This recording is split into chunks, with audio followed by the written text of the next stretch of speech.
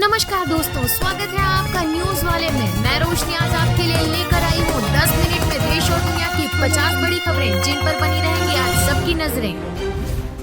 भारत ने प्याज के निर्यात पर जारी प्रतिबंध अनिश्चित काल के लिए बढ़ाया। कई देशों में बढ़ सकती हैं कीमतें। सबसे बड़े प्याज उत्पादक राज्य महाराष्ट्र के कुछ थोक बाजारों में प्याज की कीमतें दिसंबर के 4,500 रुपए से घटकर 1,200 रुपए प्रति 100 किलोग्राम हो गई हैं। असम के मुख्यमंत्री हिमंत बिस्वा शर्मा ने आबकारी नीति मामले में गिरफ्तार हुए दिल्ली के मुख्यमंत्री अरविंद केजरीवाल पर निशाना साधते हुए कहा, जब किसी को 8 से 9 बार तलब किया जाता है और वो इन समन का सम्मान नहीं करता है तो इसका मतलब केवल ये है कि व्यक्ति अपनी गिरफ्तारी को आमंत्रित कर रहा है। अगर वो पहली बार तलब किए जाने पर ईडी के पास गए होते तो वो गिरफ्तार नहीं होते। दिल्ली शराब घोटाले के करीब 60 करोड़ रुपए का मनी ट्रेल भाजपा के खाते में मिलने के बाद आम आदमी पार्टी ने भाजपा के राष्ट्रीय अध्यक्ष जेपी नड्डा की गिरफ्तारी की मांग की। आम आदमी पार्टी नेता आतिशी ने कहा कि इलेक्टोरल बॉन्ड की जानकारी सार्वजनिक होते ही भाजपा और शराब कारोबारी शरत रेड्डी के बीच मनी ट्रेल का लिंक देश की जनता के सामने आ गया है।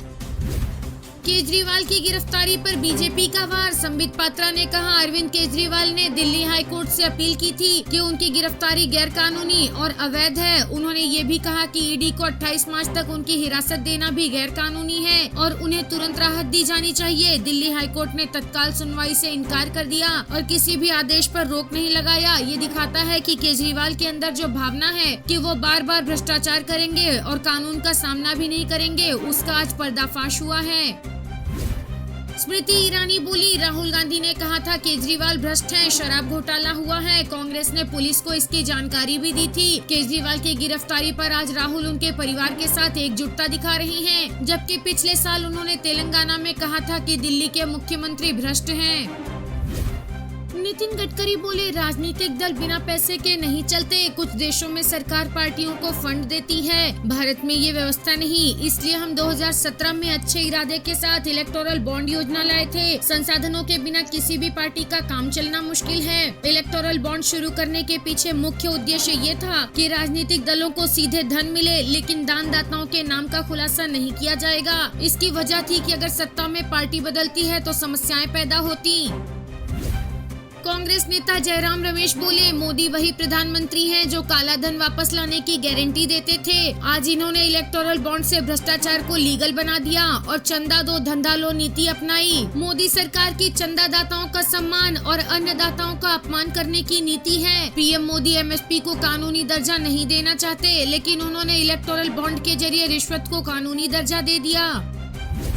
केजरीवाल ने गिरफ्तारी के दौरान दुर्व्यवहार का आरोप लगाया। कहा, ये वही अफसर जिसने मनीष सिसोदिया का कॉलर खींचा था, इन्हें हटाया जाए। केजरीवाल ने कहा कि जब उन्हें कोर्ट लाया जा रहा था तब assistant police commissioner AK Singh ने उनके साथ बदसलूकी की।